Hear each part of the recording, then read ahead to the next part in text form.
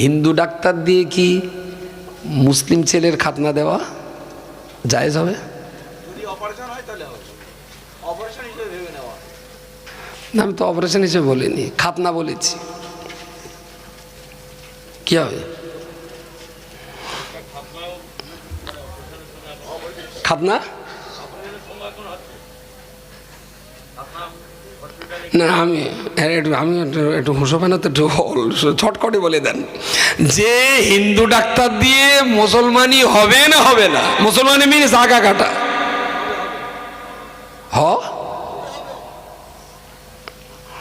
আমার একটু না আগে বলাটা ভুল হয়ে গেছে। ওই অ্যাপেন্ডিক্সিস ওইগুলো না বলে জিজ্ঞেস করলে ভালো ছিল। মাস্টার প্ল্যানে ধরা পড়ে গেছি। আমি অনেক লোককে জিজ্ঞেস করেছি, কেউ এটা দুমড়ে গেছে, তুবড়ে গেছে, ঢোঙ্কা লাগিলি করেছে, কিন্তু হবে না এই ফতোয়াটা কেউ দিতে পারেনি। আসলে এই খাতনা দেওয়ার সাথে একটা সুন্নাতের সম্পর্ক। আচ্ছা, হিন্দু লোকে যদি বাবলার ডাল কেটে দেয় মেসাব করা যায় যাবে? থোড়াও ধরুন এটা বাবলার ডাল কেটে দিয়েছে, বলেন বলেন।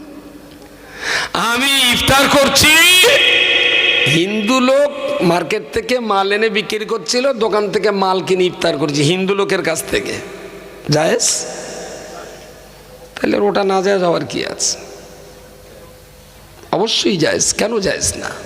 ওটা তো অপারেশন। এমন তো নয় যে কলমাটা পড়াচ্ছি, এই লোকটা বেদিন ছিল, তাকে আমি ইসলামের ভিতরে ঢোকাচ্ছি, এইটা তো আর বেদিন লোকের কাজ না। দিনদার ব্যক্তি বেদিনকে দিনের দিকে টানে, বেদিন ব্যক্তি কি কখনো বেদিনকে দিনের দিকে টানবে? তাহলে খাতনা দেওয়ার না দেওয়া ইসলাম থাকা বা না থাকা নির্ভর করে না, এটা একটা সুন্নাত। এবারে বিসমিল্লাহ বলে কাটলি সওয়াবটা হতো, ঘাড়া হয়তো তাড়াতাড়ি সারতো। এখন হিন্দু ডাক্তারে যদি কাটে তাহলে আর বিসমিল্লাহ বলে কাটবে না, হয়তো জয় শ্রীরাম বলে কাটবে। তা কাটুক গে যা, আমার সওয়াবটা হয়তো হবে না বা কম হবে, কিন্তু কাজটা যে হারাম বলা যাবে না। খাতনা জায়েজ, আসলে এটা তো সুন্নাত। খাতনা দেওয়া মুআক্কাদা না গায়র মুআক্কাদা? হ্যাঁ, জানা নেই। মুআক্কাদা। যদি খাতনা দেন সওয়াব হবে, যদি না দেন গুনাহ হবে। তবে এই সুন্নতে মুআক্কাদা তরক করার কারণে যে গুনাহ হবে, এ গুনার কারণে আপনাকে কবরে শাস্তি নিতে হবে, তবে এই গুনার কারণে আপনাকে জাহান্নামে যেতে হবে না। আপনার এই ছোট চরকা তো একজন লাগে, এত বড় দুনিয়া তো না, না একজনই চালায়। কি করে চালান তিনি? এটা কি করে আপনি প্রমাণ দেবেন? কি করে বুঝলেন? বৃদ্ধা মহিলা জবাব দিয়ে বললেন, ও বাবা মাওলানা শুনুন না, আমি আমার কাজ কাম শেষ করে এবারে দুপুর হবে, আমি গোসল করব, নামাজ পড়বো, এক গাল খাওয়া দাওয়া করব, আমার বাচ্চা নাতিটা বাচ্চা পুতিটা ওরা এসে আমার চরকাটাকে খেলনার মতো করে বাগ দেবে, কখনো সোজা দেবে, দেবে, কখনো আস্তে দেবে, কখনো জোরে দেবে, কখনো চরকা ফেলে দেবে, কখনো টেনে তুলবে। ও বাবা মাওলানা, আমি যখন চরকায় সুতো কাটি আমার মতো করে একই রকম গতিতে আমি পাক দিই, যখনই হাত পাল্টে অন্য কেউ পাক দিতে আসে তখন কখনো উল্টো, কখনো সোজা, কখনো আস্তে, কখনো জোরে। এসব কিছু দেখে দেখে আমার মনে হয়েছে তাম দুনিয়া পরিচালনার পিছনে শুধুমাত্র একজনেরই হাত রয়েছে। কারণ বাচ্চা বয়সে আমার বাড়ির উঠোনে যে গাছে যে ফলটা হতো, আজ বৃদ্ধ বয়সে সেই গাছে একই ফল হচ্ছে। বিধায় প্রমাণিত হয়ে যায় আল্লাহ জমিন একই রকম ভাবে যখন চলছে, আল্লাহর আসমান জমিন পাহাড় পর্বত নদী নালা একই গতিতে যখন প্রবাহমান, তাহলে নিশ্চিত করে বলতে হবে এ দুনিয়া পরিচালনা একজনের দ্বারাই সম্ভব। যদি দুনিয়া অনেকজনে চালাতো না, তাহলে একজন চালাতো আর একজন এসে থাম, এতদিন আম গাছে আম হয়েছে, এবার একটু কাঁঠাল হবে। পরের খোদাটা এসে আমরা দেখ রাখতো, এবারে কাঁঠাল গাছে জাম হবে, জাম গাছে আর জাম হবে না, জাম গাছে এবার তেঁতুল হবে। পৃথিবীর নিয়ম একরকম, একই রকমভাবে দুনিয়া চলছে। তাহলে নিশ্চিত এর পরিচালন ক্ষমতা যিনি নিয়ন্ত্রণ করছেন তিনি একজন, একাধিকজন নন। অসম্ভব ব্যাপার। আমি জানি না, ইসলামটা কিন্তু মেরে ধরে কাউকে কলমা পড়াতে হয়নি। আর মেরে ধরে কলমা পড়ানো, কোরআন তো আসমান থেকে এসেছিল, লৌহে মাহফুজ থেকে, কিন্তু মুসলমান কি আসমান থেকে এসেছিল? মুসলমান এই দুনিয়াতেই কনভার্ট হয়েছে। যারা ছিলেন বেদিন, যারা ছিলেন ইসলামবিহীন, তারাই কলমা পড়ে একটা টাইমে মুসলিম হয়েছেন। মুসলমান তো আসমান থেকে আসেনি, এই দুনিয়ার মানুষই। যারা মুশরিক ছিলেন, যারা বেদিন ছিলেন, যারা আল্লাহ ভোলা ছিলেন, তারাই তো এই কথাগুলো শুনে বুঝে সব ছেড়ে ছুড়ে দিয়ে ইসলামের ছত্রছায়ায় চলে এসেছেন। এখানে মারতে হয়নি, হুমকি দিতে হয়নি, চমকাতে হয়নি, লোভ দেখাতে হয়নি, ভয় দেখাতে হয়নি। মানুষ কিন্তু বুঝে সুঝে উপলব্ধি করে বিবেকের তাড়নায় তারা সঠিক সুন্দর ইসলামের জায়গায় আশ্রয় নিয়েছেন। সুবহানাল্লাহ। সেই ইসলাম কিন্তু আমাদের ঘরে গড়াগড়ি খাচ্ছে। কিন্তু আমার মনে হয়েছে মুসলমানের কাছে ইসলাম ঠিক যত্ন পায় না। ইসলাম নিয়ে মুসলিমদের ঠিক ভাববার অবকাশ রয়েছে, কিন্তু ভাবে না। এটা হলো আমাদের সর্বনাশার সবচেয়ে বড় কারণ। ইসলামটা পেয়েছি তো, ইসলাম পাওয়ার পিছনে অর্থ দিতে হয়নি, রক্ত দিতে হয়নি, জীবন দিতে হয়নি, একদম সস্তায় পেয়ে গেছি। বাবা মুসলমান, মাও মুসলমান, আমি হবিবার গাজী, আমিও মুসলমান। এতটা লোক আছেন, বলতে পারবেন কে কবে কলমা পড়ে মুসলমান শুরু হয়েছেন? কবে থেকে মুসলমান হয়েছেন? কোন সাল তারিখ বলেন একটা কেউ? সাহাবী আবু বকর একদিন ইসলাম গ্রহণ করেছিলেন, ওমর একদিন ইসলাম গ্রহণ করেছিলেন, তলহা জুবাইর তারা একদিন ইসলাম গ্রহণ করেছিলেন। কিন্তু আমরা ইসলাম গ্রহণ করেছিলাম কবে? কোন সাল তারিখ বলেন? মারপেট থেকে মুসলমান। হ্যাঁ জি, মারপেট। ও হ্যাঁ, একটা কথা বলেছে যে খাতনা দিয়ে মুসলমান। তাহলে খাতনা দিলে যদি মুসলমান হয়, তাহলে সিরাজপুরে যা বাস করে সব নবী, প্রত্যেকটা হাজাম নবী। নেওয়ারায় কাটাকাটি কারা? সিরাজপুরি লোক আছে। হ্যাঁ, ওরাই তো 24 ঘন্টা টেন্ডার, ওরাই ডেকে রেখে সব যা কাটাকাটি রক্তপাত করে ওরাই করে। প্রিয় শ্রোতামণ্ডলী, তাহলে আমরা যে ইসলামের কলমা পড়ে ইসলাম গ্রহণ করেছি, এটা আমাদের কোনো আনুষ্ঠানিকতা নেই, এর জন্য আমাদের কোনো প্ল্যান পরিকল্পনা ছিল না। স্বাভাবিকভাবেই বাবা মুসলিম, মা মুসলিম, ওই ধারণাগত বিশ্বাসের ভিত্তিতে আমরা আমাদের মুসলমান বলে পরিচয় দিই। কিন্তু বান্দা মনে রাখতে হবে, আশহাদু আল্লা ইলাহা ইল্লাল্লাহ ওয়াহদাহু লা শারীকা লাহু ওয়া আশহাদু আন্না মুহাম্মাদান আবদুহু ওয়া রাসূলুহু। আল্লাহকে এক বলে সাক্ষী দিলাম, মুহাম্মাদুর রাসূলুল্লাহকে রাসূল বলে সাক্ষী দিলাম। অন্ততপক্ষে হার মুসলমানের জীবনে একটা দিনে, একটা বারের জন্য আপনি যে আল্লাহকে এক বলে সাক্ষী দিচ্ছেন, আপনি যে মুহাম্মাদকে রাসূল বলে সাক্ষী দিচ্ছেন, অন্তত 2টা মুসলমানকে সাক্ষী রাখা উচিত। মিনিমাম 2টো মুসলমানকে এই কলমাটা শোনানো আপনার জন্য ফরজ। আমি পড়লাম আশহাদু আল্লা ইলাহা ইল্লাল্লাহ, আপনারা একটা লোক শুনলেন, তার মানে আমি আল্লাহকে সাক্ষী দিয়েছি, আপনারা তার সাক্ষী। আমি মুহাম্মদকে আল্লাহ রসুল বলেছি, আপনারা তার সাক্ষী যে মাতিন আল্লাহ এবং আল্লাহ নবীকে সাক্ষী দিয়েছেন, আমরা হলাম তার সাক্ষী। কিন্তু আপনি যে আল্লাহকে এক বলেন, মুহাম্মদ সাল্লাল্লাহু আলাইহি ওয়াসাল্লামকে শেষ এবং শ্রেষ্ঠ নবী বলেন, তার সাক্ষী আছে? সাক্ষী এটা তো ফরজ।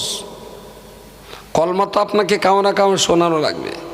হাজাম যে কলমা পড়িয়েছিল না, ও কলমা হাজামও ভালো পড়তে পারেন না। আর আমি যেটা বলছি, এরপরে গ্রামে হাজাম ঢুকলে ওরে বলবেন যে ভাই বিসমিল্লাহ বলে কাটো, কলমা পড়ে কেটো না। এই যে কলমা পড়ে কেটেছে সর্বনাশ একদম। আরে গোপ কাটা সুন্নত, সেটা বিসমিল্লাহ বলে কাটা যায়। নখ কাটা সুন্নত, সেটাও বিসমিল্লাহ বলে কাটা যায়, তাই না? ওরাও কাটা সুন্নত। পৃথিবীর কোনো মৌলুকি, কোনো মৌলানা, হাফেজ, কারি, মুফতি কেউ যদি কেতাব খুলে বা যদি এমনি বলে তাও হবে, আমি অবিশ্বাস করব না যে খাতনা দেওয়ার সময় কলমা পড়িয়ে খাতনা দিতে হয়। এইটা যদি কেউ দেখাতে পারে আমি মাথা কেটে দেবো তার কাছে।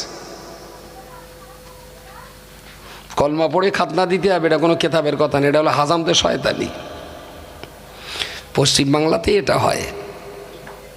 আমার একদিন এক মহিলা ফোন করেছে, বেশ দেখলাম খুব স্মার্ট, কথা বলতে পারেন ভদ্র মহিলা। ফোন করি, সালাম কালাম বলি, আর সালাম কালাম বেশ ভালো ফ্রেশ সালাম কালাম করে। বলছেন আপনি কি আব্দুল মাতিন সাহেব বলছেন? আমি বলি হ্যাঁ ম্যাম বলুন। তা বলছে আমি একটু কথা বলতে পারি? আমি কথা তো বলেই যাচ্ছেন, বলুন বলুন। তা বলছে শুনুন, আমাদের একটা নার্সিংহোম আছে, আর আমার মেয়ের একটা ছেলে হয়েছে। এখন নার্সিংহোমের ডাক্তারটা হিন্দু, এখন হিন্দু ডাক্তার লেগেছে আমার ওই নাতির খাতনা দেবে। আমি কি হিন্দু ডাক্তার দিয়ে আমার নাতির খাতনা দেওয়াতে পারি? আমি শালা সব মনে হয় যে জীবনে বহু মদ্দালক ফতোয়া জিজ্ঞেস করেছি, এরকম ফতোয়া তো কেউ জিজ্ঞেস করিনি। আরে প্রথম তো। তা আমি এক মুহূর্ত ভেবে নিয়ে বললাম আমি খুব ব্যস্ত আছি, সময় মতো আপনাকে ফোন করে নেব। তার মানে আমি যে জানি না এটা আর বলতে পারছি না, গোয়ার হাঁটতে হবে না। আসলে জীবনে প্রথম শুনছি তো কি উত্তর দেবো? বলি সময় নেই, ভেবে চিন্তে কথা বলতে হবে। তা আমি খানিকটা হেসে নিলাম যে এরকম জ্বালায় মানুষ পড়ে। হেসে টেসে নিয়ে এইবারে ওই ওয়েবসাইটে একটু খুঁজলাম, খুঁজে টুজে দেখলাম কোনো লাইন হচ্ছে না যে হিন্দু ডাক্তার দিয়ে মুসলিম ছেলের খাতনা দেওয়া যাবে কি না। কোথাও কোনো মশলা পেলুম না। আর বসে যদি এত কেতাব লিখেছেন, তো এই কেতাবটা, এই মশলাটা লেখা নেই। পড়েছেন কেউ? তা চিনসানে শেষমেশ এইবারে আমার নিজের বুদ্ধি লাগালো।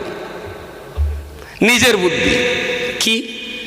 যে খাতনা দেওয়াটা যেমন নামাজের ইমামতি মুসলমান ছাড়া হবে না, জবাই মুসলমান ছাড়া অন্যের জবাই খাওয়া যাবে না। কিন্তু এটা তো খাবার জিনিস না, এটা তো ফরজ জিনিস না, এটা এক ধরনের বলা যেতে পারে অপারেশন, তাই না?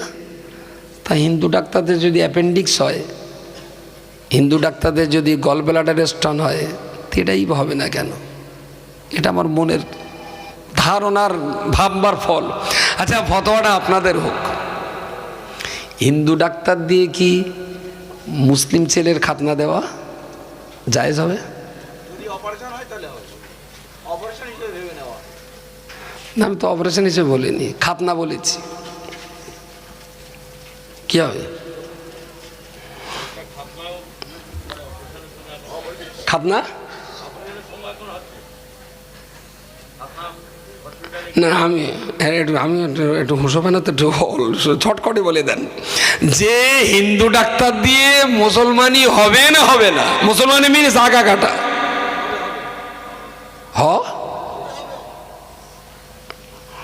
আমার একটু না আগে বলাটা ভুল হয়ে গেছে। ওই অ্যাপেন্ডিক্স ওইগুলো না বলে জিজ্ঞেস করলে ভালো ছিল। মাস্টার প্ল্যানে ধরা পড়ে গেছি। আমি অনেক লোককে জিজ্ঞেস করেছি, কেউ এটা দুমড়ে গেছে, তুবড়ে গেছে, ঢোঙ্কা লাগিলি করেছে, কিন্তু হবে না এই ফতোয়াটা কেউ দিতে পারেনি। আসলে এই খাতনা দেওয়ার সাথে একটা সুন্নাতের সম্পর্ক। আচ্ছা হিন্দু লোকে যদি বাবলার ডাল কেটে দেয়, মেসাব করা যায় যাবে? থোড়াও ধরুন এটা বাবলার ডাল কেটে দিয়েছে, বলেন বলেন। আমি ইফতার করছি, হিন্দু লোক মার্কেট থেকে মাল এনে বিক্রি করছিল, দোকান থেকে মাল কিনে ইফতার করছি হিন্দু লোকের কাছ থেকে, জায়েজ? তাহলে ওটা না জায়েজ হওয়ার কি আছে? অবশ্যই জায়েজ, কেন জায়েজ না? ওটা তো অপারেশন। এমন তো নয় যে কলমাটা পড়াচ্ছি, এই লোকটা বেদিন ছিল, তাকে আমি ইসলামের ভিতরে ঢোকাচ্ছি, এইটা তো আর বেদিন লোকের কাজ না। দিনদার ব্যক্তি বেদিনকে দিনের দিকে টানে, বেদিন ব্যক্তি কি কখনো বেদিনকে দিনের দিকে টানবে? তাহলে খাতনা দেওয়ার না দেওয়া ইসলাম থাকা বা না থাকা নির্ভর করে না, এটা একটা সুন্নাত। এবারে বিসমিল্লাহ বলে কাটলি সওয়াবটা হতো, ঘাড়া হয়তো তাড়াতাড়ি সারতো। এখন হিন্দু ডাক্তারে যদি কাটে তাহলে আর বিসমিল্লাহ বলে কাটবে না, হয়তো জয় শ্রীরাম বলে কাটবে। তা কাটুক গে যা, আমার সওয়াবটা হয়তো হবে না বা কম হবে, কিন্তু কাজটা যে হারাম বলা যাবে না। খাতনা জায়েজ, আসলে এটা তো সুন্নাত। খাতনা দেওয়া মুআক্কাদা না গায়র মুআক্কাদা? হ্যাঁ, জানা নেই। মুআক্কাদা। যদি খাতনা দেন সওয়াব হবে, যদি না দেন গুনাহ হবে। তবে এই সুন্নতে মুআক্কাদা তরক করার কারণে যে গুনাহ হবে, এ গুনার কারণে আপনাকে কবরে শাস্তি নিতে হবে, তবে এই গুনার কারণে আপনাকে জাহান্নামে যেতে হবে না। নামাজ না পড়লে যে গুনাহ, এই গুনার কারণে আপনার জাহান্নাম অবধারিত। কোরবানি না করার কারণে যে গুনাহ, এর জন্য আপনার জাহান্নাম অবধারিত। মদ খাওয়ার জন্য যে গুনাহ, তার জন্য জাহান্নাম অবধারিত। ফাঁকে তওবা পড়লেন, ক্ষমা হলো, তার আলাদা প্রসঙ্গ। কিন্তু সুন্নত অমান্য করেছেন, এতে যে অপরাধ করেছেন, এর জন্য আপনার শাস্তি হবে, তবে মরার পর থেকে কিয়ামতের ভিতরে।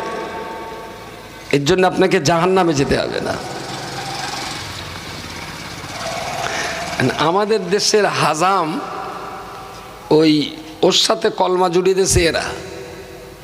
ইসলাম কিন্তু খাতনার সাথে কলমা ইসলামে জড়া নেই, এটা দেশের হাজামেরা জুড়েছে। যেহেতু এর নাম মুসলমানি, তার মানে মুখেও কলমা পড়িয়ে দিলুম আর এদিকেও মুসলমান করে দিলুম।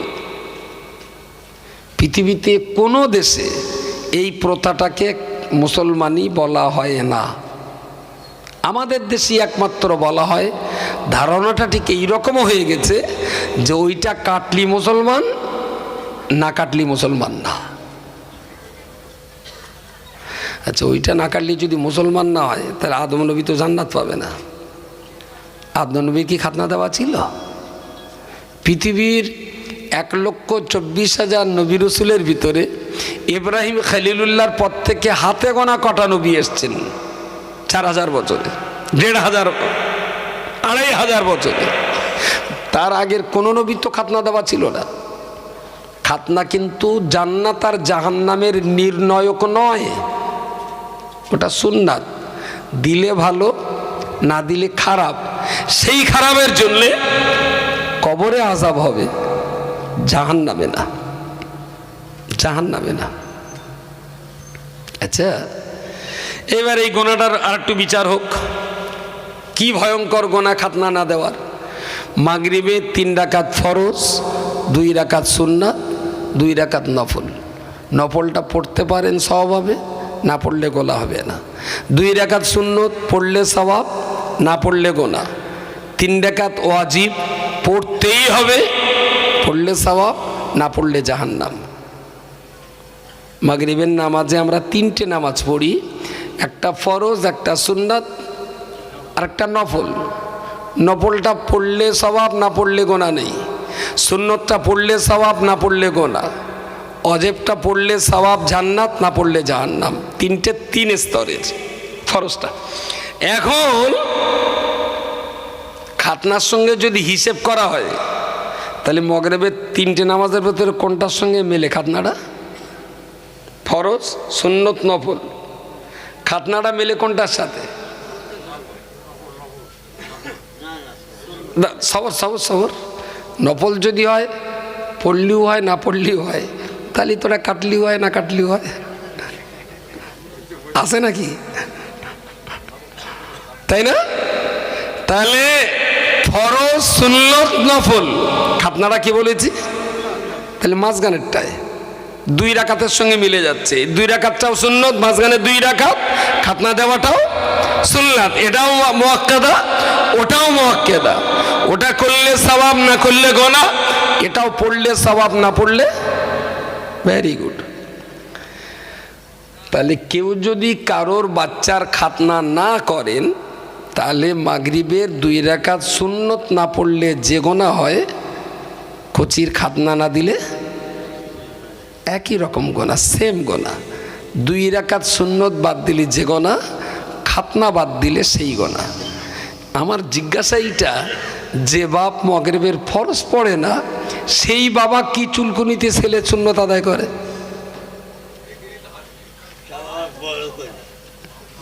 হ্যাঁ, ও আচ্ছা আচ্ছা। আরে বড় অনুষ্ঠান করে লাভ কি? বড় করে কেটে দিলে মিটে যায়।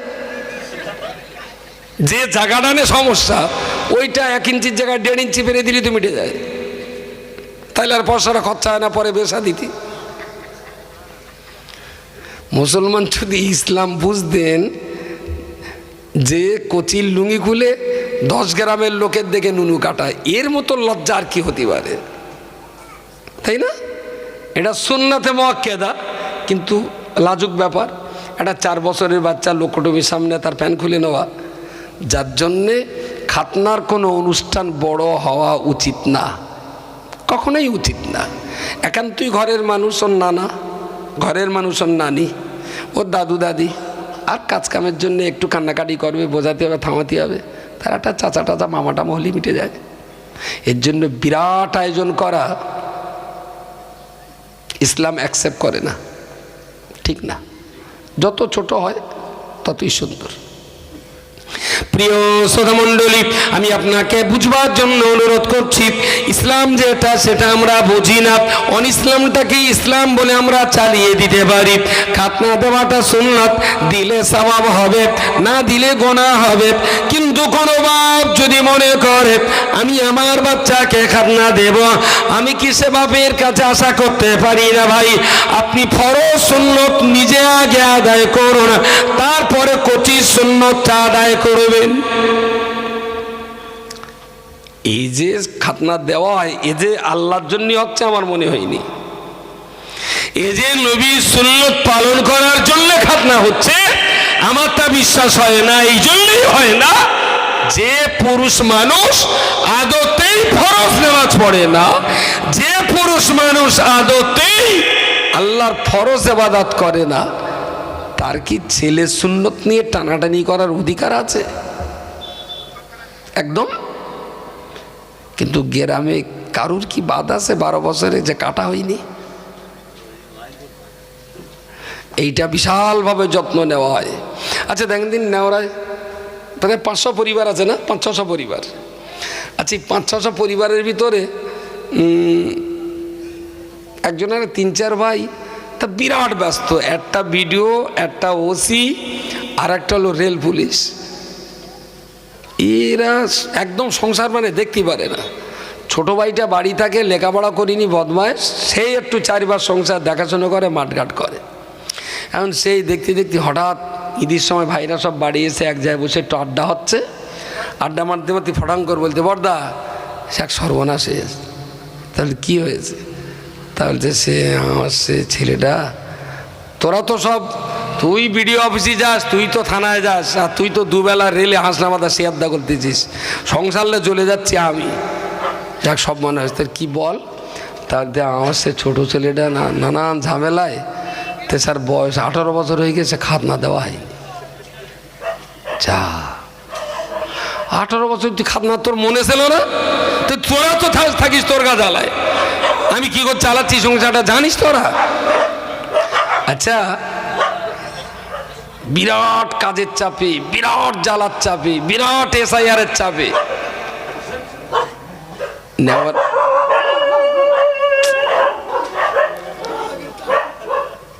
নেওরা গ্রামে এরকম একটা ছেলে পাওয়া যাবে যে কাজের চাপে খাতনা দেওয়া মনে ছিল না, বয়স 18। একটা গুনে জিজ্ঞেস করে দেখেছেন, আন্দাজে বলতেছেন? সত্যি নেই, কারণ এটাকে মানুষ এত সিরিয়াস ভাবে কেউ বাদ দেবে না। আচ্ছা, নেওয়ারা গ্রামে 18 বছর বয়স হয়ে গেছে, কোরআন পড়তে পারে না, এরম ছেলে পাওয়া যাবে? একটার দাম 10 জনের ভিতরে 9 জন। ইসলাম কি ঠিক আছে আমাদের কাছে?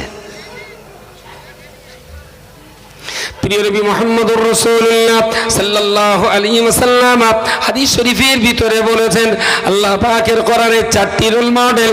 1 নম্বরে নবী আমার বলেছেন, হুদাল লিন্নাসি, যতদিন দুনিয়াতে বেঁচে থাকবেন কোরআন আপনার রাস্তা দেখাবে।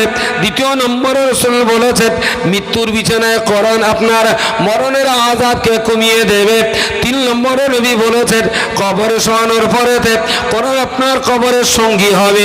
4 নম্বরে নবী বলেছেন, হাসরের মহামাঠ ময়দানে আপনি যেদিন কঠিন বিপদগ্রস্ত হয়ে পড়বেন, আল্লাহ পাকের কোরআন সেদিন আপনার জন্য আমার আল্লাহর কাছে সুপারিশ করবে। শাফিআন লি আসহাবি, কোরআন আপনার জন্য আল্লাহকে সুপারিশ করবে, আল্লাহ এ বান্দা সকাল সন্ধ্যা আমাকে পড়তেন, আল্লাহ তুমি এর জান্নাতে দাও, আল্লাহ তুমি তোমার বান্দারে জান্নাতে দাও। কে বলবে? কোরআন বলবে। কবরে চারিদিকের মাটি যখন টাইট হয়ে যাবে, কঠিন অন্ধকারে আপনি বিব্রত, আতঙ্কিত, শঙ্কিত, এত টাকা পয়সা, জমি জায়গা, ঘর বাড়ি সব কিছু ছেড়ে এই কবরে আজকে একা, কেউ নেই, একদম একা, হতাশ। নবী আমার বলেছেন, বাবা সাহাবী, তুমি যখন কবরের ভিতরে কঠিন আশঙ্কায় হতাশাগ্রস্ত হয়ে পড়বে, ওই রকম সময়তে আল্লাহ পাকের কোরআনুল কারীম তোমার কবরে প্রবেশ করে বলবেন, ইয়া আবদ ইয়া আব্দুল্লাহ লা তাহজান ইন্নী মাআকা ইন্নী সাহিবুকা। ওগো কবরের বাসিন্দা, দুশ্চিন্তা করো না, আতঙ্কিত হয়ে যেও না, আমি আল্লাহর কালাম কিয়ামত পর্যন্ত তোমার নিঃসঙ্গ জীবনে আমি কোরআন তোমার সঙ্গী হয়ে গেলাম। বলে, তুমি না সকাল সন্ধ্যা আমাকে পড়তে, তুমি দুনিয়াতে সকাল সন্ধ্যা পড়তে আমাকে, আর তুমি আজকে একা। আল্লাহ তোমাকে কিয়ামত পর্যন্ত তোমার সঙ্গ দেওয়ার জন্যে আমি কোরআন আমাকে তোমার সঙ্গী করে দিয়েছেন। বলুন সুবহানাল্লাহ, সুবহানাল্লাহ। জীবনে চলার পথে যে কোরআন খুব জরুরি, মৃত্যুর বিছানায় যে কোরআনটা খুব জরুরি, কবরের ভিতরে যে কোরআন আমার সঙ্গী, হাসরের মাঠে যে কোরআন আমার সুপারিশকারী হবেন, সেই কোরআন পড়ানোর ব্যাপারে কোনো যত্ন নেই। একটা সুন্নত আদায় করার জন্যে লাখ টাকা খরচা করে অনুষ্ঠান করা হয়। ইসলাম কি আমাদের কাছে ঠিক আছে? ঠিক নেই। ইসলামটা খুব ভিতর থেকে বোঝবার চেষ্টা করুন প্লিজ। আর আজকের দিনে তো অনেক সহজ হয়ে গেছে, অনেক সহজ হয়ে গেছে ইসলাম বোঝা। সাহাবীদের সময় পুরো কোরআন ছিল না, হাতে গোনা 150 সাহাবী হবেন যারা পুরো কোরআন পেয়েছিলেন, বাকিরা তো পুরো কোরআন পাননি। কোরআন তো 41 বছরে নাজিল হওয়া শুরু হয়েছে, রাসূলুল্লাহ 63 বছর পর্যন্ত কোরআন নাজিল হয়েছে। এর মাঝখানে যত সাহাবী চলে গেছেন তারা তো পুরো কোরআন পাননি। লাস্টে যে কজন সাহাবী ছিলেন সেই কজন পুরো কোরআন পেয়েছেন, আর তাও এত কঠিন ছিল পাওয়া। কোরআন তো তখন বই আকারে ছিল না, পাথরে লেখা, চামড়ায় লেখা, পাতায় লেখা, চৌকাটায় লেখা, দরজার পাল্লায় লিখে রাখতেন তারা। গোটা আরব কান্ট্রি ছড়িয়েছিল কোরআন, এক জায়গায় তো ছিল না।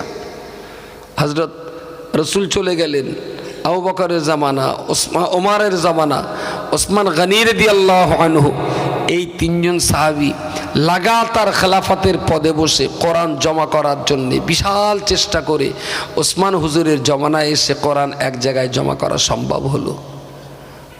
উনি নিজে হাতে কোরআনটা একটা চামড়ার উপরে লিখলেন, চামড়ার পৃষ্ঠা ছিল সেটা। পুরো কোরআন লেখার পরে ওজন হয়েছিল প্রায় 45 কেজি এক পিস কোরআনের। এত ফ্যান্সি কাগজ কলম প্রিন্টিং সিস্টেম তো সেদিন ছিল না। ওসমানের সেই কোরআনটা দেখে দেখে অন্যরা আবার কোরআন লিখে লিখে দেশ বিদেশে মানুষের পড়ার জন্য পাঠানো হতো। মানুষ কিনে নিতেন, রাজকীয়ভাবে কোরআনের মর্যাদা দিয়ে নিয়ে যেতেন। আর যে দেশে কোরআন থাকতো ওটা কাঁচের ভিতরে সুন্দর করে রাখা থাকতো, দেশের লোকজন ওখানে যে 2-10 আয়াত 20 আয়াত লিখে নিয়ে তারা তাদের এলাকায় যে সেই 20 আয়াত দিয়ে সারা জীবন তারা নামাজ পড়েছেন। পুরো কোরআন তো পায়নি। তারপরে লিখতে লিখতে লিখতে লিখতে আমাদের মোগল সম্রাটের বাদশাহ অরঙ্গজেব রাহিমাহুল্লাহ, তিনি তো সংসার চালাতেন কোরআন লেখা পয়সা দিয়ে, দেশ শাসন করতেন। ভারতবর্ষ 49 বছর তিনি শাসন করেছেন। আর রাজকোষের টাকা নিজের সংসারে কখনো খরচ করতেন না। এত সুফি সাধক শ্রেণীর মানুষ তিনি ছিলেন। নিজে হাতে টুপি তৈরি করতেন আর নিজে হাতে কোরআন লিখতেন। এই টুপি আর এই কোরআন মার্কেটে বিক্রি করে যে পয়সা আসতো, উনি সেই পয়সা দিয়ে অত্যন্ত গরিব হালাতে নিজের সংসার চালাতেন, দেশ শাসন করেছেন। কিন্তু ভারতবর্ষের ধনভাণ্ডার থেকে তিনি কখনো 1 টাকাও নিজের সংসারে খরচ করেননি। সুবহানাল্লাহ বলেন। আর এখন যে আওরঙ্গজেব চালাচ্ছে, এ শালার একটা কোটের দাম 16 লাখ টাকা, 5 লাখ টাকার বুট পরে, এক নাইট হোটেলে থাকবে 2 লাখ টাকা খরচা। ভাবতে পারছেন? দেশ কিন্তু বিক্রি হয়ে যাচ্ছে। যারা মুসলমানদের টাইট দেওয়ার জন্যে এই সরকারকে খুব জিন্দাবাদ দিচ্ছিল, তারাও কিন্তু এখন খুব টাইট হয়ে যাচ্ছে। বুঝতে পারেননি?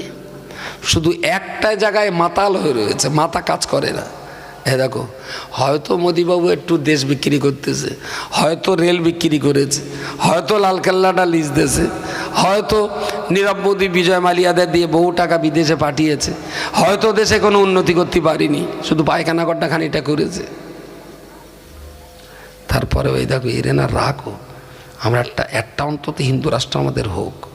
সারা পৃথিবীতে মুসলমানদের 57টা দেশ আছে, 1-2 না। হাঙ্গাইটা অন্তত হিন্দু রাষ্ট্র, এই জায়গাটাই হিন্দুরা অন্ধ হয়ে রয়েছে। এখনো যে হিন্দুরা অন্ধ, বুঝতে পারছে বলো? সব বুঝতে পারছে। এখন পাম্পে গিয়ে জয় শ্রীরাম বললি তো আর পেট্রোল 10 টাকায় দেবে না। মুসলমানেরও 108, ওরও 108। আমি বলছি ও আরও থাক, মাস যাক হদ্দ যাওয়া।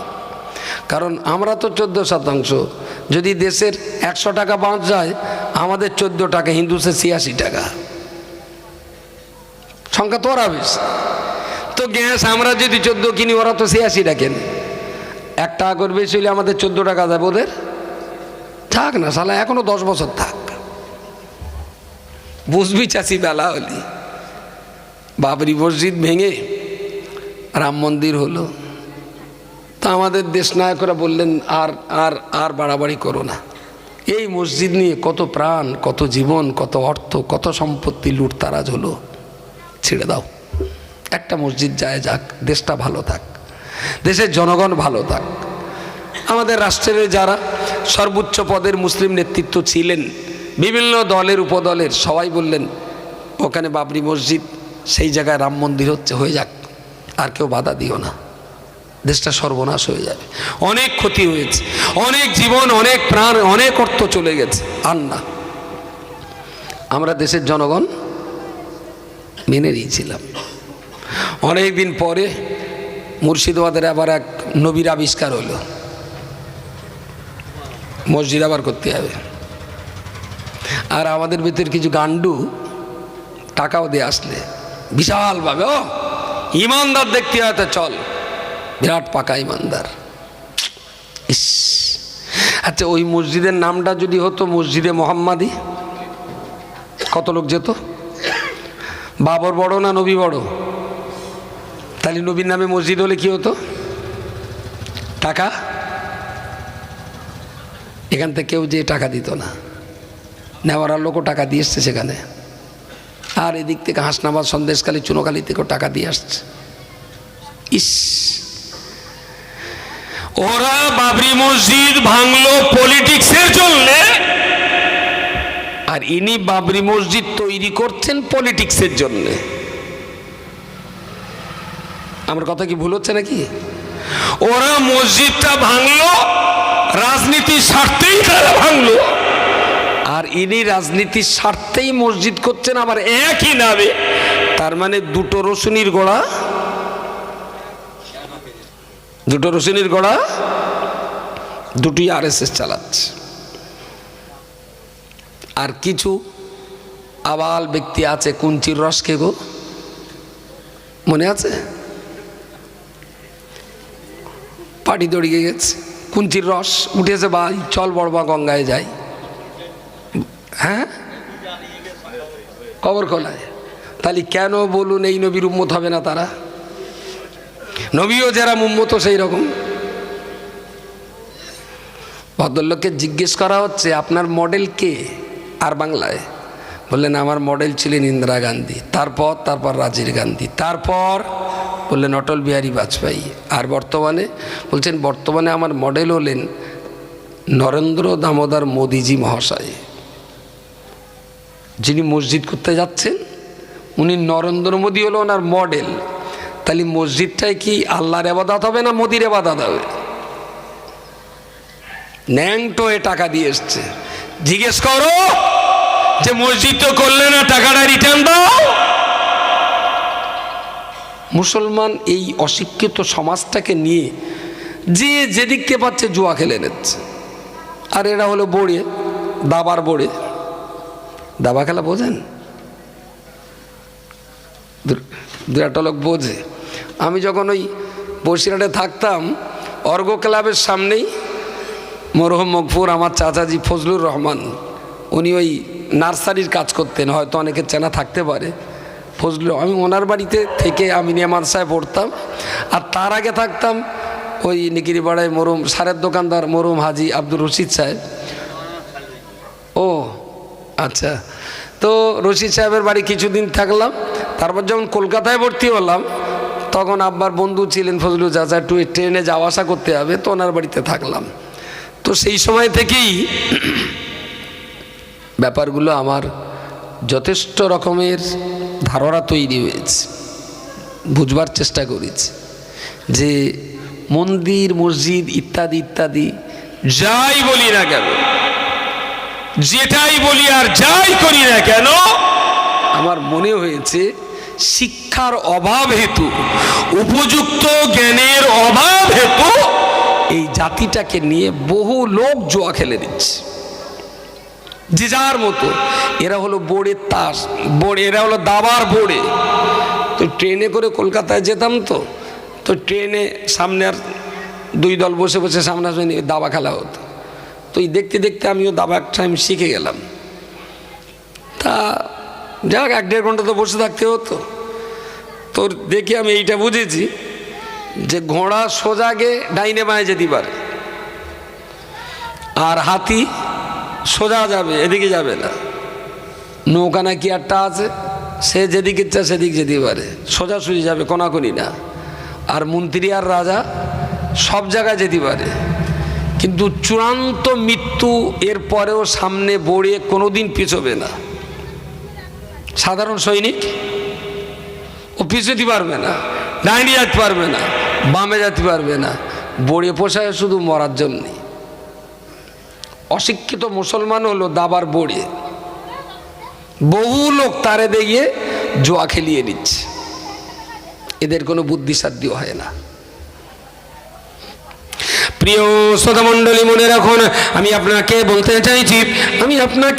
চাইছি আমার আল্লাহ পাক রব্বুল আলামিন যে ইসলাম আমাদের দিয়েছে, প্রিয় নবী মুহাম্মদুর রাসূলুল্লাহ সাল্লাল্লাহু আলাইহি ওয়াসাল্লাম তার 63 বছরের জিন্দেগি আমাদের জন্য মডেল, আমাদের জন্য তিনি হলেন আমাদের মডেল।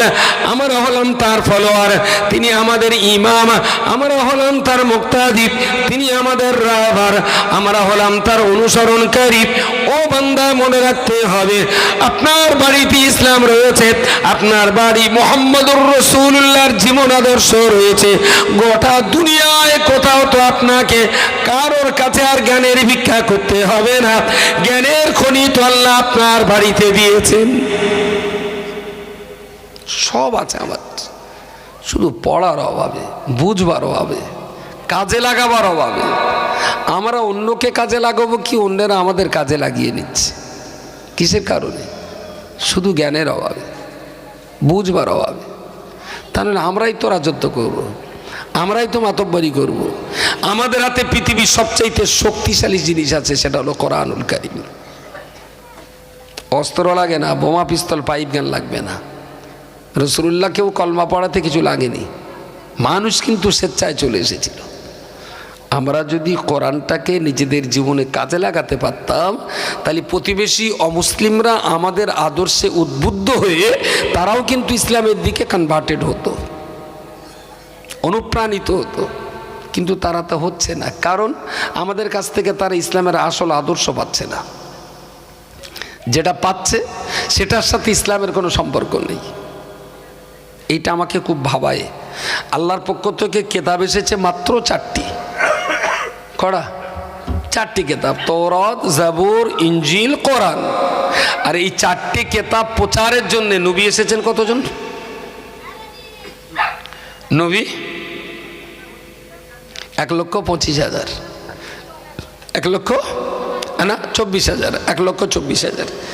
তো 4টি কেতাব আর 1,24,000, একটা নবী তো শুধু একটা কেতাবের জন্য একটা নবী যথেষ্ট, সেটা হলো শেষ নবী। তাহলে বাকি 3টে নবীর জন্যে 1,23,999 জন নবী 3টে কেতাব প্রচার করতে। এটা কেন? মুসা নবী কি তৌরাত সব জানতেন না? তাহলে হারুন নবীকে আবার পাঠাতে হলো কেন? কারণ হলো একটাই, কেতাবে যা যা যা যা আছে সেটা থাক, কিন্তু ওই কেতাবটাকে কাজে লাগিয়ে যারা সমাজে ঘুরে বেরিয়েছেন, মানুষ কিন্তু তাদের কাছ থেকে ইসলামের সুবাস পেয়েছে। ছোট কথায় বলছি, আপনি কলকাতার থেকে কলকাতায় যাবেন, এখান থেকে ময়লাকলা বা বসিরহাট স্টেশন থেকে ট্রেনে উঠেছেন, ট্রেনের ডাব্বায় প্রচণ্ড ভিড়, আপনি মালিতপুর যে সিট পেয়ে গেছেন, ভালো হয়েছে। 2-3টি স্টেশন পরেই সন্ডালিয়ে যে আপনি দেখছেন প্রচণ্ড চাপের মাঝখানে একজন বুড়ো মানুষ, ধুতি পরা, গলায় পইতে দেওয়া, কপালে তিলক কাটা, 80 পর বৃদ্ধ মানুষটা ট্রেনে দাঁড়িয়ে কোনো রকমে রয়েছে খুব কষ্টের সঙ্গে। আপনি 30 বছরের ফুটন্ত যুবক, আপনার সিটটা উঠে ওই বৃদ্ধ দাদুর হাতটা ধরে বললেন, দাদু সিটটা আপনি বসুন। খোকা, এই কম্পার্টমেন্টে তো অনেক লোক আছে, কেউ তো আমাকে বসতে দেয়নি, কেউ তো আমাকে বলিনি দাদু বসো, তুমি আমাকে বসতে দিলে। কি নাম তোমার? আমার নাম শফিকুল ইসলাম। কোথায় বাড়ি? নেওয়ারায় বাড়ি। কি করো? আমি কলকাতায় মুটের কাজ করি। তুমি মুটের কাজ করো, তুমি আমাকে বসতে দিলে? কেউ তো দেয়নি। যদি ঘুরিয়ে একটাই মাত্র কথা শুনিয়ে দিতে পারেন, ওগো দাদু আপনি মনে রাখুন, আমি তো অন্য কেউ নই, আমি হযরত মুহাম্মাদের আদর্শে অনুপ্রাণিত শফিকুল নবী মুহাম্মদ আমায় বলেছেন, পৃথিবীর ইমানদার মানুষেরা, হে মুহাম্মাদের উম্মত দলভুক্ত মানুষেরা, আমি মুহাম্মদ তোমাদিগের জন্য বলছি, ফালাইসা মিন্না মান লাম ইয়ারহাম সাগীরানা ওয়া লাম ইউক্কির কাবীরানা। যারা বড়কে সম্মান না করে, ছোটকে যারা স্নেহ না করে, আমি মুহাম্মদ বলে দিলাম ওরা আমার উম্মত নয়। দাদু অন্য কোনো কারণে নয়, মুহাম্মদ আমাকে শিখিয়েছেন বড়কে সম্মান করতে হয়, বড়কে মর্যাদা দিতে হয়। আমার চাইতে বয়সে আপনি বড়, তাই আমি আপনাকে আমার জায়গায় বসিয়ে দিলাম। হাদিস তো কেতাবে আছে। ওই বৃদ্ধ দাদু কোনোদিন হাদিস পড়ে মোহাম্মদকে চিনতে যাবে না। দাদু মোহাম্মদকে চিনবে আপনার ব্যবহারের দ্বারাই। ও তাহলে তোমাদের নবী বড়কে এতটাই সম্মান করতে বলেছেন বলে তুমি দাঁড়িয়ে আমাকে বসতে দিলে? বললেন জি। আচ্ছা বলুন, এই বৃদ্ধ মানুষটা 80 পর এই বুড়ো মানুষ যদি আপনার দ্বারাতে এই ব্যবহার পায়, তিনি ইসলামের বন্ধু হবেন না শত্রু হবেন? কে বন্ধু হবে? একটু চোখ বন্ধ করে কি বলবেন, আমাদের মতন মুসলিমদের দ্বারায় প্রতিবেশীরা কি ইসলামের এই আদর্শ পাচ্ছে? পাচ্ছে? নিশ্চয়ই নেওয়ারা গ্রামে গাঁজাখোর নেই একটাও। চুল্লুখোর, হিরোইনখোর। আমরা মনে করি এটা ধর্মের কুইয়েতে, এখানেও গাঁজাখোর। কি করে হলো? গোড়াটা কোথায়? এই রোগের কারণটা কি? নির্মূল করার পদ্ধতিটা কোথায়? There is no plan, no estimate. যেভাবে আসছে ওইভাবে চলুক, জবাব কিন্তু আপনার দেওয়া লাগবে। আপনি হাজি, আপনি সুফি, আপনি মাওলানা, আপনি মুফতি, আপনি কারি, আপনি দরবেশ, আপনি পীর, কিন্তু আপনার প্রতিবেশীরা এই সমস্ত কাজকাম করছেন, এদের প্রতি কিন্তু দায়িত্ব আপনারও আছে, আমারও আছে। আপনিও এড়িয়ে যেতে পারেন না, আমিও এড়িয়ে যেতে পারি না। কোরআনের একটা আয়াতে কিন্তু আপনি ধরা পড়বেন। রব্বুল আলামিন আল্লাহ কোরআন শরীফে বলেছেন, ইয়া আইয়ুহাল্লাযীনা আমানু, হে পৃথিবীর বিশ্বাসী ঈমানদার মানুষেরা, কু আনফুসাকুম, তোমরা নিজেরা জাহান্নাম থেকে বাঁচো, ওয়া আহলিকুম নারা, আমি আল্লাহ তোমাদিগের জন্য বলছি, তোমার পরিবার, তোমার প্রতিবেশী, তোমার সন্তানাদি, তোমার পিতামাতা, তোমার ভাইপো ভাইজি, ভাগনা ভাগ্নি, তোমার মহল্লাবাসী দিগকে আল্লাহ জাহান্নাম থেকে তোমরা বাঁচাও। তুমি নিজে বাঁচো, তোমার সন্তান আর প্রতিবেশীদেরকে বাঁচাও। আমি নিজে নামাজ পড়বো, আমার সন্তানদের নামাজ পড়াবো না। আমি নিজে গাঁজা খাই না, কিন্তু গাঁজাখোরদের ভালো করার কোনো লড়াই করি না। আমি নিজে চুরি করি না, কিন্তু চোরদের চুরি বন্ধ করার জন্য আমার কোনো পদক্ষেপ থাকবে না। ও বান্দা, মনে রাখতে হবে, আমি কিন্তু নামাজ রোজা পড়েও ভালো মানুষ হওয়া যাবে না। সমাজের জন্য কিন্তু কিছু করা লাগবে। বললি বলবানি বাড়ির ভাত খেয়ে বোনের মোষ তাড়াবো? ও, যদি অসৎ ব্যক্তিদের সৎপথে টানার জন্য চেষ্টা করাটাকে বাড়ির ভাতকে যদি বোনের মোষ তাড়ানো বলতে হয়, তাহলে রাসূলুল্লাহ নিশ্চয়ই মক্কার ভাত খেয়ে তায়েফে মোষ তাড়াতে গিয়েছিলেন।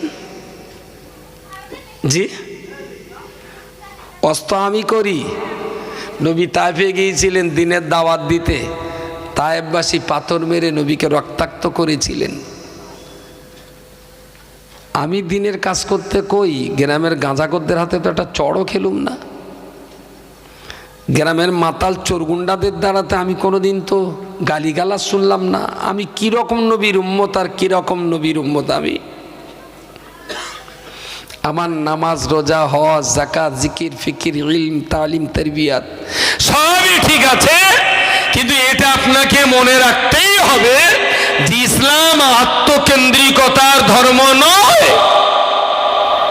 ইসলাম উদার আর মুক্ত মনের সমাজবদ্ধ জাতিগোষ্ঠীর ধর্ম ইসলাম, যার জন্য একা নামাজ পড়লে যা সওয়াব হয়, জামাতে নামাজ পড়লে 70 গুণ বেশি হয়।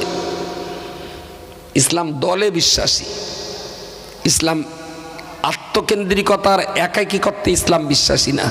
জান্নাতে আমি একা গেলে হবে না, আমি, আমার বাবা মা, আমার ছেলে মেয়ে, আমার বাসের লোক, আমার দেশের লোক, আমার গ্রামের লোক, তাদের সবাইকে নিয়ে একসঙ্গে জান্নাতে যাব। মুসলমানের এই চিন্তা হওয়া উচিত। মুসলমান কখনো একা জান্নাতে যাওয়ার চিন্তা করে না। সুতরাং যে কটা মানুষ এখানে আছেন, আমি বিশ্বাস করি নেওয়ারা গ্রাম, আমার গ্রাম যে এই তুলনায় বিরাট ভালো। তবে আমি গুনে খেতে রেডি করেছি, আমার গ্রামে ৭৯টা মাতাল আছে। আমার গ্রামে আমি কিন্তু হতাশ হইনি, আমি হাল ছাড়িনি। যখনই পাই এক একটা মাতালের ডাকি, বসে একসঙ্গে একটু চা মুড়ি বিস্কুট খাই, খুব ছোট্ট করে একটু বলি। সেদিন রাত্রি রাস্তা দিয়ে আসছিলাম, তোমার বাড়ির উঠোনে একটা লোক বিরাট জোরে জোরে চেঁচাচ্ছিল। মাথা নিচু করে চুপ করে বসে কিচ্ছু বলে না। আমি এই কেডা একটু চেঁচাচ্ছিল, বোধহয় একটু মদ টদ খাই, বলো রফিক? কিচ্ছু বলে না, চুপ করে বসে রয়েছে। আমি তো চেনো লোকটার, কোনো কথার উত্তর দেয় না। তাই আমি দেখলাম প্রথম দিনেই আর বেশি না গিয়ে আস্তে আস্তে অন্তত ওর ভয়ে ভাঙুক, দেখি ওর কাছাকাছি হয়ে একটু ভালো পথে টানা যায় কি না। বউটাকে ডেকে বললাম, বৌমা ও তো মাতাল, আর তুমি যদি আরও বেশি মাতলামি করো ও কিন্তু আরও বেশি মদ খাবে, তুমি ওর সঙ্গে একটু ভালো ব্যবহার করো, তুমি আরও ভালো ব্যবহার করো, নামাজের পার্টিতে সেজদায় মাথে দিয়ে ওর জন্য আরও কাঁদো, যদি আল্লাহ ওর হেদায়েত করে মরণ পর্যন্ত তুমি চেষ্টা করো ওরে ফেলে রেখে যেও না কোথাও, তাহলে কিন্তু আরও ক্ষতি হবে। তা আমার ক্ষুদ্র প্রচেষ্টায় যতটা পারি আমি জীবনে অনেক মাতাল গাড়িতে তুলে তার বাড়ি দিয়েছি, দুটাটা চিনি না তাও তুলে লিখেছি, যেখানে বলে লেবিয়ে দিয়েছি। মাতাল গ্যাংড়াচ্ছে, আমি বুঝতে পারি যে মাতাল কি না, তা গেঁড়ে বেঁড়ে সিংড়া ডুবে তো বুঝতেই পারলাম না, তা মুখে লাইট মেরে দেখলাম সেই অমুক মাল। আমি বাড়ি যাওয়া, ওটো ওটো ধরে ওটা তুললুম, ড্রাইভারটা রেগে যাচ্ছে, এইসব ছোট এইসব মাতাল টাতাল গাড়িতে তোলেন। আমি এই দেখ হয়তো আল্লাহ ওর কোনো দিন ওর তওবাতিল্লাহ কবুল করবে, তুই আর আমি ধরা পড়ে যাব, কিচ্ছু বলার নেই। তা বাড়ির উঠোনে গিয়ে লেবিয়ে ভাবি ডাকতেছি, তা বলছে কেডা? বলছি আপনি আমার চেনবেন না, বাইরের দিকে আসেন। তা রাত্রিবেলা তো না, কি হয়েছে? আমি বলি এই শহীদুল ভাই বাড়ি এসে। তা বলতো ওইসর আবার বাড়ি লেগেছো? বউ বলতেছে কি বলছে, তো জ্বলে যাচ্ছে তো সারা জীবন। আমি বলি শোনো, ও তো এক মাতাল, আর তুমিও যদি ওর ওইরকম বলো না, ও বেশি খাবে, অন্তত তুমি একটু যত্ন করে, তাহলে তো হুজুর আমার জীবন শেষ হয়ে গেল। আমার জীবন শেষ, ভাইরা বলেছিল আমার ছেড়িয়ে নেবে, তা আমি রাজি হইনি। এখন আমার মনে হচ্ছে আমার রাজি হওয়া ভালো ছিল। আমি না, দুটো বাচ্চা হয়ে গেছে তোমাদের, এখন আর পাগলামি করলে হবে, বাচ্চা দুটো তোমার স্বামী, দেখো একটু যাও একটু হাত পা ধুয়ে নাও। সে তো ধোয়াবে না। আমি আবার বললুম, আমি একটুখানি গা হাত পা ধুইয়ে নাও, যদি আল্লাহ হেদায়েত করে। তুমি বেশি টেনশানে ফেললে না, ও আজকে 1 গ্লাস খেয়েছে, কাল তাহলে 1.5 গ্লাস খাবে, টেনশানে ফেলো না। আমার মনে হয়েছে কি স্টেজ না, সমাজ ফেরাতে গেলে একদম ফিল্ডে নেবে, ডোর টু ডোর কাজ করলে এ সমাজকে কিছুটা হলেও আমরা ফেরাতে পারবো। স্টেজে মেরেই যদি সব কাজ হতো, তাহলে রাসূলুল্লাহকে মসজিদে নববী ছেড়ে বদরের প্রান্তে আসতে হতো না। স্টেজে মেরেই যদি সব হতো, তাহলে যে কাবায় নামাজ পড়লে 1 ওয়াক্তের বিনিময় 1 লক্ষ ওয়াক্তের সওয়াব হয়, নবী আমার সেই কাবা ছেড়ে দিয়ে 200 কিলোমিটার দূরে তায়েফে গেলেন। সব কাজ স্টেজে হয় না, কিছু কাজ ফিল্ডে লেবে জনগণের দুয়ারে যে কাজ করতে হয়। ধীরে ধীরে ধীরে ধীরে আস্তে আস্তে আস্তে আস্তে একটা ভালো জায়গা আসতে পারে। আপনারা যে কটা মানুষ আমার কথা শুনছেন, যদি একটু মনে করেন যে সমাজের প্রতি, গ্রামের প্রতি, প্রতিবেশীদের প্রতি আমার কিছু দায়িত্ব দায়বদ্ধতা আছে, নিজে নামাজ পড়ুন, আপনার সন্তানকে নামাজ পড়ান, নিজে কোরআন শিখুন, আপনার সন্তানকেও কোরআন শেখান। আপনার বাড়ির চারপাশে আছে তাদেরকে একটু নামাজ পড়তে বলুন, কোরআন শিখতে বলুন। কারোর হাতে প্রয়োজন মতো বসে হুজুরের নামাজ শিক্ষা, দাদা হুজুর একটা ওসিয়াত নামাজ ধরিয়ে দিন, চেষ্টাটা তো করুন প্রতিদিন একটু একটু। নবী নূহ আলাইহিস সালাম, বলতে গেলে অনেক প্রশ্ন আসে, হয়তো বলবেন বলতে গেলে কথা শোনে না, উল্টো পাল্টা বলে, ও তুমি তোমার চরকায় তেল দাও, এরম আছে না অনেক লোক আছে, তাই না? কিন্তু এরপরেও কাজ, এরপরেও কোরআনের আয়াত কু আনফুসাকুম ওয়া আহলিকুম নারা, এই আয়াত অনুযায়ী আমাদের কাজ কিন্তু করে যেতে হবে। হ্যাঁ, ওরা খারাপ বলতে পারে, গাল দিতে পারে, টিটকারি করতে পারে। নবীকে টিটকারি কম করেছিল রাসূলুল্লাহকে? তারপরে কি নবী ময়দান ছেড়ে দিয়েছিলেন? নবী যদি ময়দান ছেড়ে দিতেন তাহলে ইসলাম তো পর্যন্ত আসতোই না, অনেক আগেই তো ইসলাম কুক্ষিগত হয়ে যেত। প্রিয় শ্রোতামণ্ডলী, মনে রাখুন নবী মুহাম্মদুর রাসূলুল্লাহ সাল্লাল্লাহু আলাইহি ওয়াসাল্লাম তায়েফের মাটিতে দিনের দাওয়াত দিতে গেলেন। তায়েফের মানুষেরা তারা দাওয়াত দিল না, উল্টে রাসূলুল্লাহকে মারপিট করল, বাচ্চাদেরকে লিলিয়ে দিল, প্রচণ্ডভাবে তাকে আক্রমণ করা হলো। এত পরিমাণ আক্রান্ত হলেন, একটা টাইমে নবী আমার বেহুশ হয়ে গেলেন। সঙ্গী খাদেম সাইদ রাসূলুল্লাহকে কোলে করে দিয়ে আত্মাসের আঙ্গুর বাগানের ভিতরে ডুবে গেলেন। ও বান্দা, মনে রাখো না, আপাদমস্তক দেহ রক্তাক্ত হয়ে গেল, গায়ের রক্তে জামা চপ্পল জড়িয়ে গেল। মুহাম্মদুর রাসূলুল্লাহ সাল্লাল্লাহু আলাইহি ওয়াসাল্লাম জ্ঞান ফেরার পরেতে ওই অবস্থাতেই তায়াম্মুম করে নামাজ পড়ে নিলেন। আল্লাহ পাকের ফেরেশতা জিবরিল আমিন বললেন, ইয়া রাসূলুল্লাহ, যারা আপনার কষ্ট দিয়েছে এদের জন্য আপনি কি রকম শাস্তি চান? কি শাস্তি চান? নবী বললেন, আমি কোনো শাস্তি চাই না। বললেন, হুজুর, আল্লাহ আমাকে পাঠিয়ে দিয়েছেন, আমি জিবরিল। আপনি যদি বলেন প্লাবন দিতে, এই তায়েফে এত পরিমাণ প্লাবন হবে যে ওরা কুল কেনারা খুঁজে পাবে না। হুজুর, আপনি যদি বলেন ভূমিকা দিতে, পুরো তায়েফবাসীকে মাটির তলায় আল্লাহ ঢুকিয়ে দেবেন। আপনি যদি বলেন অগ্নিবৃষ্টি, আসমান থেকে এক্ষুনি অগ্নিবৃষ্টি হবে। এরা আপনাকে রক্তাক্ত করেছে, এদের জাতির ইতিহাস মুছে যাবে। প্রিয় রাসূল বললেন, জিবরিল, আল্লাহ তো আমার নাম দিয়েছেন রাহমাতুল লিল আলামিন, তো আল্লাহ আমাকে জিজ্ঞেস করতে বললেন কেন? আল্লাহর যা ইচ্ছা তাই করবে। তবে আমি যদি দয়ার নবী হয়ে শাস্তি চাই, তাহলে আল্লাহ আমাকে যে নামটা দিয়েছেন ওই নামের পবিত্রতা নষ্ট হবে। আমি জগতের জন্য কখনো শাস্তি চাইতে পারি না। বললেন, ওরা আপনার এত শাস্তি দিল? বললেন, না, আজকে ওরা আমার কলমা না পড়লেও ওদের ছেলে বিলে নাতি নাতিরা একদিন ইসলামের কলমা পড়বে। সুবহানাল্লাহ, সুবহানাল্লাহ। এখন আপনি তায়েফে যেয়ে দেখবেন, গোটা তায়েফে রশিয়ন্তর মসজিদ, কি নামাজ, কত আদর্শ। এবং তায়েফের মানুষ খারাপ সেন্সে নয়, যেটা সত্য। মক্কায় গরমও বেশি, মানুষের মেজাজও কড়া। তায়েফের আবহাওয়াটা ঠিক আমাদের দেশের ব্যাঙ্গালোরের মতো। ব্যাঙ্গালোর গেছেন কেউ? একদম একই হাওয়া সারা বছর। বিকালের দিকে হয়তো একে দুপুরে বৃষ্টি হবে, আর রাত্রি হালকা একটু পাখা 1-2 চললে ভালো হয়, আর রাত 10টা 11টার পরে আবার একটু ক্যাঁতা গায়ে দিলে ভালো হয়, পাতলা ক্যাঁতা। এই যে বৃষ্টি হয়েই ঠান্ডা সারা বছর। তায়েফের আবহাওয়াটা যেমন আমাদের ব্যাঙ্গালোরের আবহাওয়া প্রায় অ্যাজ ইট ইজ। আবহাওয়া ঠান্ডা, মানুষের মেজাজমতিও ঠান্ডা, খুব শান্তশিষ্ট তায়েফের মানুষ। আরে নবী যদি সেদিন ধ্বংস বদদোয়া দিতেন, তাহলে এই মানুষগুলো তার ইসলামের ছত্রছায়া আসার কোনো সুযোগ। আমি বলছি কি, রসুল যখন এত কষ্ট করে, এত মেহনত করে, এত গালি শুনে, এত মার খেয়ে, তথাপিও তিনি মানুষের কাছে ইসলামটাকে তুলে ধরেছেন। আমরা যেহেতু সেই নবীর উম্মাত, আমাদেরই কিন্তু দায়িত্ব বর্তায়। জান্নাতে শুধু আমি একা যাব আর গ্রামের লোক সব জাহান্নামে যাবে, তাইলে আদতে আমি জান্নাতি না। আমার এই চেষ্টা, আমার এই মেহনত আমি মরণ পর্যন্ত করে যাব আমার গ্রামের মাতাল কটারে নিয়ে, বেনামাজি কটাকে নিয়ে, কোরআন জানে না তাদেরকে নিয়ে, যে তোমার একটু ভালো হয়ে যাও, মসজিদে এসো, নামাজ পড়ো, রোজা করো, সত্য কথা বলো, হালাল রোজগার করো।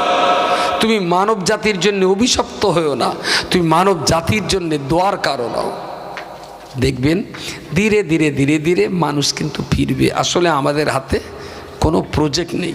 মৌলানা আসেননি এখনো? ও, তা দেরি করছো কেন? দিয়ে এসো। আলহামদুলিল্লাহ, আমি এত সময় ধরে যে কথাগুলো আপনাদের বোঝাবার চেষ্টা করেছি, ছোটোখাটোভাবে যতটুকু পেরেছি আমি দুটো কথা বলবার চেষ্টা করেছি। আমাদের একটা মক্তব চলছে, আমাদের ইলিয়াস ভাই সঙ্গে আলামিন, আরও যুবক ছেলেরা একদম প্রথম থেকেই লেগেছিলেন। আমি এসছি, আমি রং চিনি না, আমি দলমত বুঝি না, আমি বুঝি শিক্ষার সাথে কোনো আপোষ চলবে না। যে কোনো কিছুর মূল্যে এই সমাজটাকে, বসুন স্যার, কোথায় এলে? ও, যে কোনো উপায়ে, যে কোনো পথে আমাদের কমটাকে এগিয়ে নিয়ে যেতে গেলে ভারতবর্ষের মতো জায়গায় শিক্ষা ছাড়া কিন্তু আমরা মাথা তুলে দাঁড়াতে পারবো না। আর আমি নিষেধ করছি আপনাদের, ছেলে মেয়ে মানেই হাফেজ করতে হবে, মাওলানা করতে হবে, মুফতি করতে হবে। কেডা বলেছে আপনার? দুটো তিনটে গ্রাম মিলে একটা হাফেজ, একটা মাওলানা, একটা কারি, একটা মুফতি, বাস আলহামদুলিল্লাহ। ওনারাই আমাদের ইসলামের লিডারশিপ দেবেন। বাকি ছেলে পেলে লেখাপড়া শিখুক, কেউ ডাক্তার হোক, কেউ ইঞ্জিনিয়ার হোক, কেউ ব্যারিস্টার হোক, কেউ থানার ওসি হোক, কেউ দেশের সেনা দেশের পাহারাদার তৈরি হোক, কেউ বা বিডি হোক, কেউ বা এসডি হোক। কিন্তু মুসলিম ঘরের সন্তান হিসাবে তাদের সবার ভিতরে মিনিমাম ইসলামটা থাক। ওরা যেন 5 ওয়াক্ত নামাজি হয়, সকাল সন্ধ্যা কোরআন না পড়ে, ওরা যেন মিথ্যাবাদী না হয়, ওরা যেন দেশের জনগণের প্রতি দয়াদ্র হয়, ওরা যেন নিষ্ঠুর ঘুষখোর যেন তৈরি না হয়। ইসলামের এই মৌলিক আদর্শগুলো থাক, সেই সাথে সাথে ওরা আমাদের জায়গাটা দখলে রাখুক। জানবেন, আমি খুব ক্লিয়ার বলছি, পলিটিক্স করে কোনো দিনই আমরা ভালো জায়গা করতে পারবো না। কারণ দেশের নিরিখে আমাদের ভোট সংখ্যা মাত্র 14%, 14% আমাদের ভোট। ভারতবর্ষের সব মুসলমান যদি এক হয়ে যায় তাহলে 60 থেকে 65টা এমপি পাবে। এই 65টা এমপি নিয়ে আমরা কি পার্লামেন্টে কোনো বিল পাস করতে পারবো? কোনো বিল, একটা বিল আমরা পাস করতে পারবো না। তাহলে আমার মনে হয় এমএলএ হওয়া খুব কঠিন, তার চেয়ে অনেক সহজ আপনার বাচ্চাটাকে বিডিও বানানো, আপনার বাচ্চাটাকে এসডিপিও বানানো, আমার ছেলেটাকে ওসি আইসি বানানো। যদি আমরা বাচ্চাদের এই জায়গায় পৌঁছে দিতে পারি, তাদের যে কলমের শক্তিটা থাকবে সেটা কিন্তু জাতিকে অনেক কিছু পাইয়ে দিতে পারে।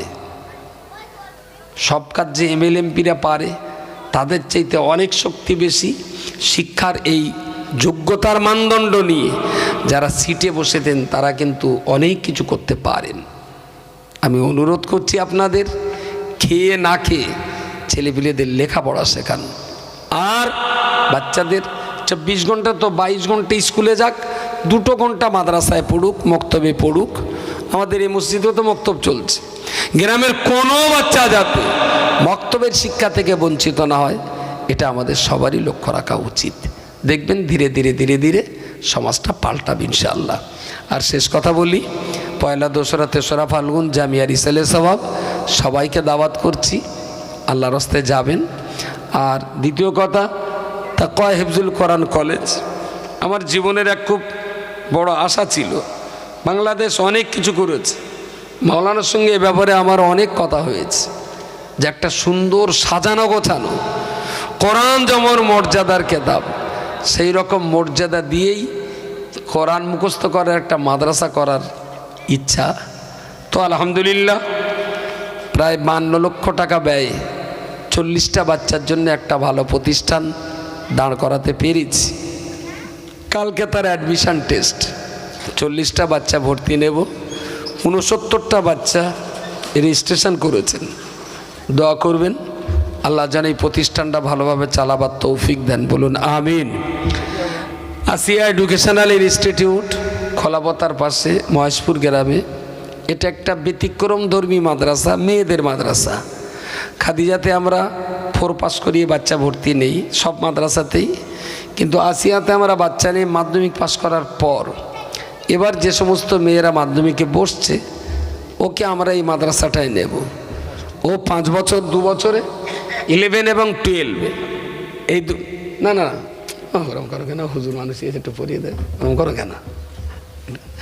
তো একটু অলসমানা আছে তো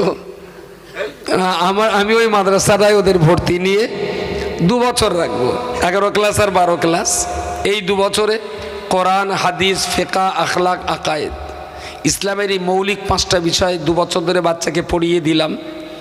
17 বছরের মেয়ে মানে যথেষ্ট বুঝদার, এই 5টা বিষয়ের জ্ঞান হলো, ইসলাম নিয়ে জীবন চালাতে পারলো। এবারে 10টা মোটিভেশনাল ক্লাস আর কাউন্সিলিং করে আমরা বুঝে নিলাম এই মেয়েটার লয়ার হলে ভালো হয়, ওকে আমরা ক্লার্ক এক্সামে দেব। এই মেয়েটা নার্স হলে ভালো হয়, ওকে আমরা নার্সিং এক্সামে দিয়ে দেব। একে বোধহয় একটা ডক্টর করলে ভালো হয়, ওকে আমরা নেট সেটে বসাবো। যে মেয়েটা যে লাইনের যোগ্য তাকে আমরা সেই লাইনেই পড়াবো। উদ্দেশ্যটা কি?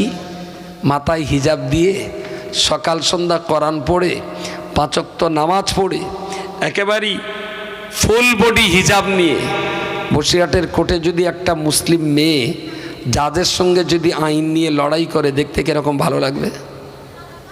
জি জি, সব যদি মাওলানা করবেন, তাই না? আইনে যে সমস্ত মুসলমানরা ফেসে যাচ্ছে, এই মুসলমানদের উদ্ধার করবে কে? সব যদি মুফতি করেন, পুলিশের জালে যারা ফেসে যাচ্ছে এদের উদ্ধার করবে কে যদি আমাদের পুলিশ না থাকে? সুতরাং গ্রামের ভিতরে একটা হাফেজ, একটা মাওলানা, একটা মুফতি, ওরা আমাদের ধর্মীয় লিডারশিপ দিয়ে দেবে, আলহামদুলিল্লাহ। বাকি বাচ্চা এই লাইনে মানুষ করুন, বড় করুন। তবে হ্যাঁ, মিনিমাম যেন তাদের ভিতরে থাকে, যেন ফেরাউন মার্কা অফিসার না হয়, ফেরাউন মার্কা নমরুদ মার্কা যেন বিডিও আর ওসি না হয়। সেটা কিন্তু আবার দেশের জন্য বিপজ্জনক। আমার জন্য দোয়া করবেন, ভালো থাকবেন। আজকের যারা আয়োজক, আপনারা যারা শ্রোতা, সকলের জন্যে আমার অন্তরস্থল থেকে শুভেচ্ছা ও মোবারকবাদ, ধন্যবাদ জানিয়ে আমি বিদায় নিচ্ছি। আসসালামু আলাইকুম রহমতুল্লাহি ওয়া বারাকাতুহু।